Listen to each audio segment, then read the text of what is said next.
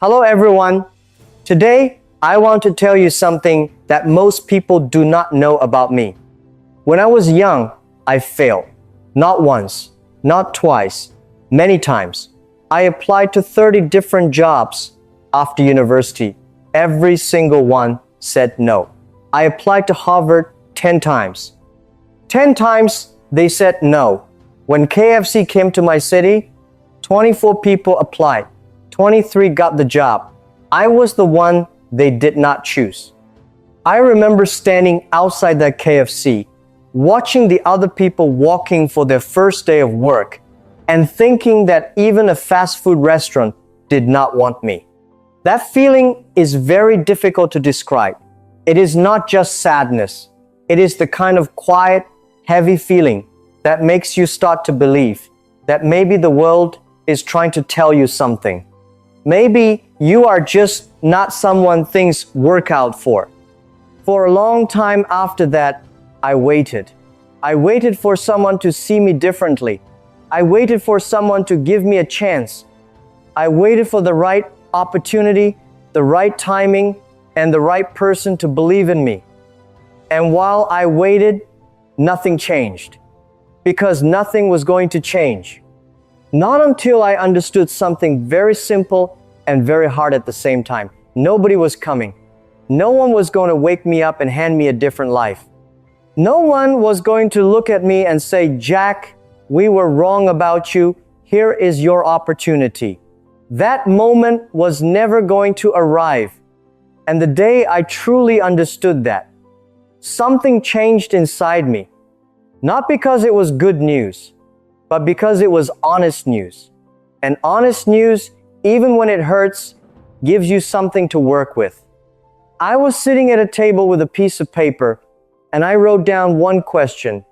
If I start tomorrow with exactly what I have right now, what is the smallest possible thing I can actually do? Not the plan. Not the vision. Not what it would look like in 5 years. Just tomorrow. Just one thing. And I wrote down an answer. It was small.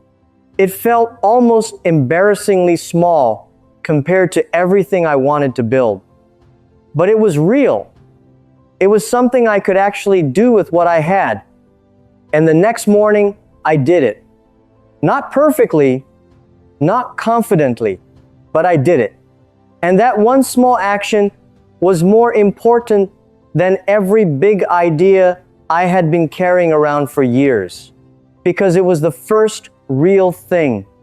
And real things, no matter how small, have a completely different weight than ideas.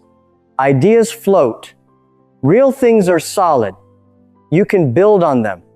The moment you do the first real thing, even a very small one, you stop being a person who is thinking about starting and become a person who has already started. That change is enormous, even when it looks small from the outside. Now I want to talk to you about what I learned. Not the short version, the real version. Because I have said take responsibility many times in many speeches. And I have watched people nod their heads and then go home and do exactly what they were doing before. Hearing something and living it differently are two completely different things. So let me try to explain it honestly, in a way that might actually change something for you today. When I say nobody is coming, I do not mean you will never receive help. I received help. I found good people along the way. I had team members who believed in the vision. I had moments of luck and good timing. But here is what I understood clearly. None of those things could replace the central decision. The decision to begin. The decision to continue. The decision to take what I had and build with it, even when what I had was very small. That decision belonged only to me. No one else could make it for me. And until I made it, all the help in the world would not have moved my life forward. Because help can open a door. But you are the one who has to walk through it. Responsibility is not about being alone. I want to be clear about this. You can have people who love you, people who support you, people who want good things for you, and you should treasure those people deeply. But even with all of that support, you are still the only person who can do the specific work of becoming who you need to become. Nobody can study for you. Nobody can practice for you. Nobody can build your discipline for you. Nobody can decide to keep going on the hard days for you. Those things have to come from inside. And when they do not come from inside, every resource on the outside stays mostly unused. This is something I saw many times when building Alibaba. We had people with great talent who were waiting for the perfect moment to fully commit, waiting until the business was more stable, waiting until the direction was clearer, waiting until they felt more confident. And while they waited, the people next to them who were less talented but more committed moved forward. Not because commitment is magic, but commitment is the thing that turns what you have inside you into something real in the world. Without it, everything you are capable of just sits there, unused, like a book that was never opened. Let me say something that I think about often, because it captures this idea in a way that is very difficult to argue with. You cannot hire someone to do your push-ups for you. Think about that carefully. If you want a strong body, you have to do the exercise yourself. No amount of money can change that. No friend, no connection, no relationship can change that. You have to show up, and you have to do the work. And the strength that comes from it belongs only to you, because you were the one who built it. Life works exactly the same way. There are certain things that cannot be given to another person and cannot be taken from them either. Your daily choices, your habits, your effort. When no one is watching, nobody can learn a new skill for you. Nobody can build your confidence for you. Nobody can fight your fear for you. These things must be done by you, inside you, through repeated action over time. And this is not bad news. This is actually one of the most important truths I know, because it means that everything you build through your own effort is truly yours. Nobody gave it to you. Nobody can take it away. You earned it. And that kind of deep knowing that you built something with your own hands through your own effort is something no failure and no rejection can ever remove from you. Now I want to talk about excuses, because this is where most conversations about success go wrong. And I want to be more honest about this than most people are. People who give advice usually talk about excuses as if they are a sign of weakness or laziness, as if the person making excuses simply does not want it badly enough. And sometimes that is true, but most of the time, excuses are something different. They are a sign of fear. Specifically, the fear that you might try with everything you have and still not be enough. That is a very different thing from not wanting to try. Think about that fear for a moment. It is not a small fear. It is actually one of the heaviest fears a person can carry. Because as long as you have an excuse, you also have a kind of protection. If you never fully try, you never have to find out what happens when you do. And that not knowing feels safer than the alternative. I understand this fear because I felt it. When I was thinking about starting Alibaba, I had many real reasons not to. I had no money, I had no technical background, nobody in China was building what I wanted to build. The internet was new, and most people did not trust it for business. Every excuse was completely real. Every reason to wait was a genuine reason. But I also began to understand that the excuses were doing something else at the same time. They were keeping me from ever finding out what I was actually capable of. And that not finding out felt like a much bigger loss than any failure could ever be.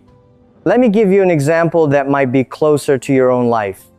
Imagine someone who wants to improve their English. They want to speak more confidently. They want to be able to have real conversations. But every day, there is a reason to wait. I am too busy right now. I will start properly when work is less stressful. I do not have the right materials yet. My pronunciation is too bad to practice with people. I need to study grammar more before I try to speak. Every single one of those reasons might be completely true. And yet, every single one of them is also keeping that person from the only thing that would actually improve their English, using it. The moment they stop using those reasons to wait and start treating them as small problems to solve, everything changes. Too busy? Find 10 minutes. Bad pronunciation? Practice alone first. Not enough materials? Use what is available right now. The excuses were real, but they were also getting in the way. And here is what I want you to understand about excuses. They do not protect you from failure. They protect you from finding out. And the things you never find out about yourself are the most expensive in your life. More expensive than any business failure. More expensive than any rejection. Because you carry them forever as questions you never answered. No excuse is worth that price. I also want to talk about the difference between motivation and discipline. Because most people build their daily effort on the wrong foundation and then wonder why they keep stopping. Most people wait for motivation before they begin. They wait to feel ready. They wait to feel excited. They wait for the right energy to arrive. And sometimes motivation does come. You read something inspiring. You hear a story that moves you. And you feel that sudden burst of energy and certainty that, yes, now is the time. Now I will do it. But motivation never stays. It comes and goes like the weather. Some days it is there, and some days it completely disappears. And if you only work when you feel motivated, you will not work consistently enough to build anything that takes real time and real effort to build. Discipline is completely different from motivation. Discipline is not a feeling at all. It is a decision you make in advance and then follow through on, regardless of how you feel in the moment. On the days at Alibaba, when I was tired, when I was worried about money, when the progress was invisible and the doubt was very loud, I did not feel motivated to work. But I showed up anyway, not because I felt like it, because I had made a decision and I was keeping it. And over time, that consistent showing up builds something that motivation alone could never have built. Here is a simple way to think about this difference. Motivation gets you started. Discipline keeps you going.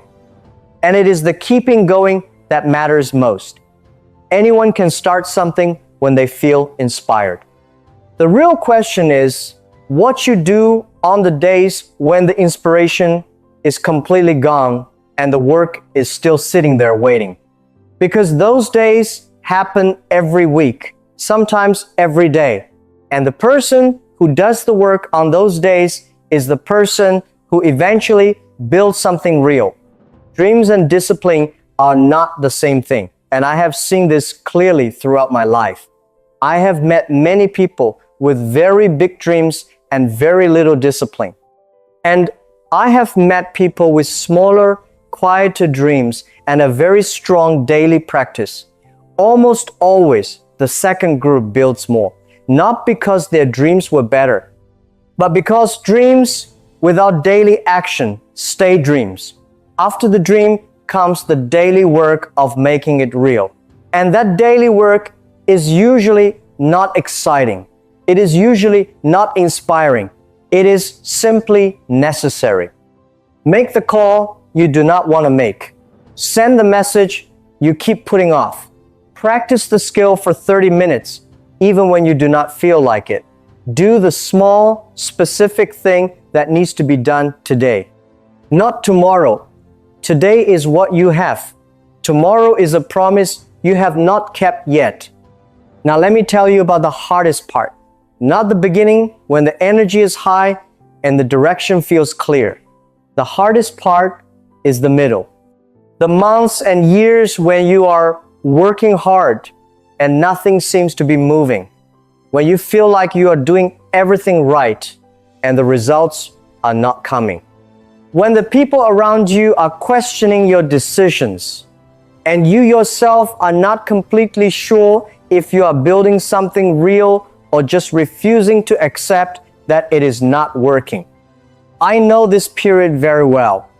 The early years of Alibaba were not exciting from the outside. We were a small group of people working in an apartment with very little money, working very long hours, and very few people believed in what we were doing.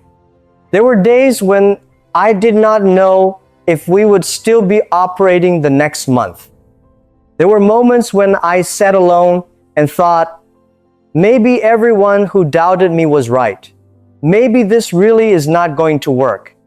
And I want to be honest with you, those moments were not small. They were heavy. They were the kind of moments that test not just your plan, but your identity. Because when nothing is working and no one believes in you, the question you are really asking yourself is, who am I? And do I have what this takes? That question does not have an easy answer when you are in the middle of it. But I learned something during those years that I believe is one of the most valuable things I can share with anyone who wants to build something in their life. Progress is almost never visible in the moment it is happening. What you do today will not show results today. It will show results 6 months from now, 1 year from now, and sometimes 5 years from now. And the gap between the effort and the visible result is where most people stop. Not because they are not good enough, but because they are human. And humans need to see something to believe the work is real. And during the invisible period, there is almost nothing to see. What helped me in those years was changing what I measured. I stopped asking, is this working? Because that question had no clear answer during the invisible period. Every time I asked it, I had to honestly say, I did not know. And not knowing felt like failure, even when it was not. So I changed the question. I started asking something much simpler. Did I do the work today? That question always had a clear answer, yes or no. And on the days when the answer was yes, I let that be enough for that day. Not forever. Not until the results appeared. Just for that one day. And when enough of those days added up, the results eventually came. Not all at once. Not dramatically. But they came. Think about a tree. When you plant a small seed in the ground, nothing happens above the surface for a long time. The ground looks empty. Nothing moves. Someone walking past would see nothing at all. But under the soil, something very important is happening. Roots are spreading wider and going deeper, building a foundation strong enough to hold everything that will come later. Without that work underground, there is no tree. Without the invisible season, there is no visible result. Your life works exactly the same way. The period when nothing seems to be happening is often the period when the most important work is being done. Your discipline is forming. Your skills are getting stronger. Your understanding is getting deeper. Your character is becoming more solid. And when the season finally changes, and it always changes, what comes up from the ground will be strong and lasting because of everything that happened underneath, out of sight, without any applause, without anyone watching. But this only happens if you stay. If you continue working during the days when there is no reward for working. If you trust that the invisible effort is real effort, even when you cannot see the evidence of it.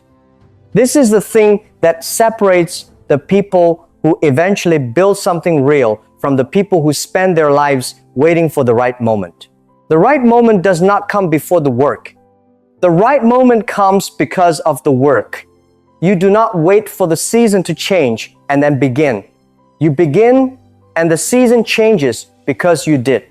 I want to be practical with you now, because I think trust the process is advice that sounds good, but does not actually help you on a Tuesday evening when you are tired and the results are still not visible. And part of you genuinely wonders if you have been making mistakes for the past 6 months. So let me tell you specifically what I did during those years, the things that actually helped me keep going when the evidence for keeping going was very thin. The first thing was keeping a very simple record, not a complicated system, just a small notebook where every day I wrote one sentence about what I did, not what I hoped to do, what I actually did. I called this person. I built this thing. I solved this problem. I learned this. Looking back at a week of those sentences, even in the slowest periods, showed me that things were actually happening. The record made the invisible work visible, at least to me. And seeing it, even in small amounts, was enough to keep going for one more day. The second thing was finding one person who was further along than I was and having a regular, real conversation with them. Not to ask for help, not to get advice, just to be reminded that the place I was trying to reach actually existed, that someone had walked the path I was on and come out the other side. That is a different kind of encouragement from motivation. Motivation tells you that you can do it. A real person who has done it shows you that it is possible. Those are not the same thing. The third thing was learning to be suspicious of my own feelings during the invisible period.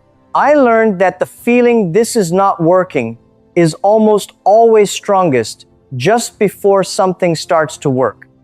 Not because the universe is dramatic, but because growth that happens below the surface creates a kind of internal pressure before it breaks through. The hardest days were often the days just before a small breakthrough.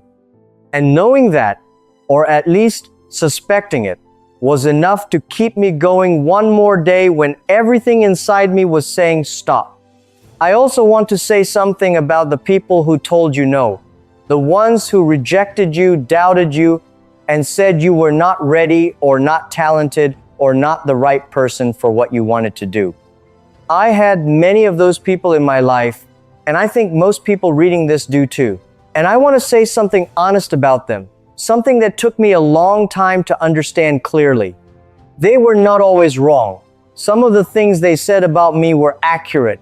I was not technically skilled. I did not have a strong academic record. I had no business experience when I started. They were right about those facts. What they were wrong about was what those facts meant about my future. They thought the limitations I had at that moment were permanent. I came to understand that they were just the starting point, and a starting point is not a destination. Your starting point tells you where you begin. It does not tell you where you end up. Where you end up depends almost entirely on the direction you choose from your starting point and how long and how consistently you walk in that direction. Today, when I look back at all the rejections, I am genuinely grateful for them. Not because they felt good at the time, but because every no forced me to find my own way. Every closed door sent me down a different path, a path I would not have taken if the easier door had been open. And on those paths, I found things I would never have found otherwise. The Harvard rejection meant I stayed in China and saw an opportunity that people educated abroad might have missed. The job rejections meant I had to create my own work instead of fitting into someone else's structure. Rejection is not the end of the road. It is often the beginning of a road that is better suited to you, even if you cannot see that yet. I want to talk now about something that happens after you make the decision to begin, because this is where many people fall off and never talk about it honestly. You make the commitment, you stop waiting, you start working, and then something goes wrong. A business does not work, a project fails, you try to learn a new skill, and you are worse at it than you expected. You speak up, and it does not go the way you hoped. You take a risk, and the result is not what you planned. And now you have a new and different problem. Not the fear of trying, the reality of having tried and not succeeded. This is a very different kind of difficulty, and it requires a different kind of strength. What I learned through multiple failures, not just the rejections before I started, but the real failures after I started, is that failing at something specific does not mean you are failing at the bigger journey. In the early years of building Alibaba, we made many specific mistakes. We built things that did not work. We made decisions that cost us time and money. We hired people who were not the right fit. We had strategies that seemed clear at the time, but turned out to be wrong. Every one of those mistakes felt serious when it happened. But every one of them also taught us something that we could not have learned any other way. And the accumulation of those lessons, painful as they were, is a large part of what eventually made Alibaba work. The path to something good is very rarely a straight line. It is usually a series of attempts, adjustments, more attempts, more adjustments, and eventually something that works because you understood what did not work first. The question is not whether you will fail at specific things along the way. You will. The question is whether you will use those failures as information or as evidence that you should stop. The information says, that did not work. Now I know something I did not know before. Let me try differently. Evidence that you should stop says, that did not work, which proves I was wrong to try. I should go back to waiting. The choice between those two responses is one of the most important choices you will make over and over in your life. Now let me bring everything together, because I want to leave you with something real and practical that you can actually use starting tonight. Nobody is coming. I want to say this one more time, not as a discouraging idea, but as a freeing one, because it means your life is still entirely yours. The people who said no to you do not control your future. The situation you were born into does not control your future. The years you may have spent waiting do not control your future. The only thing that controls your future is what you choose to do starting now. Not in a big, dramatic, sudden way. In a small, daily, honest way. One decision today. One piece of work done. One excuse set aside. One moment when you did the thing instead of waiting to feel like doing it. Those moments added up over weeks and months and years become a life. A specific, real, earned life that you built yourself. Tonight, before you sleep, I want you to ask yourself one question. Just one. Did I do the work today? Not did things go well, nor did anyone notice or praise me. Nor did I feel motivated or excited. Just this. Did I do the work? Yes or no? And what counts as work is very specific. If you are learning English, did you practice speaking today, even for 10 minutes, even alone? If you are building a skill, did you work on it today, even when it felt slow and difficult? If you have a project or a goal, did you take one concrete step toward it today, even a small one? Yes or no? Tomorrow night, ask the same question. And the night after that, do this every night for 30 days. What you will build is a record. Not a perfect record, but an honest one. And that honest record, looked at over 30 days, will tell you something about yourself that no test and no outside opinion ever could. Because it will be built from real days and real choices, not from how you felt or what you hoped or what you told yourself you would do, from what you actually did. I started with almost nothing. No money, no connections, no technical knowledge, no experience, and a long list of rejections to my name. Many people start with far more than I had and go much further than I have gone. The difference between the people who build something and the people who spend their lives waiting is not talent. It is not luck. It is not the right starting point. It is a decision. The decision to begin. The decision to keep going. The decision to stop waiting for someone else to come along and do what only you can do. Nobody is coming. That means it is you. It has always been you. And it is not too late to start acting like it. Goodbye for now. Your progress doesn't end here. To continue advancing your English skills, click on the next video or explore the additional video that we thoughtfully selected for you.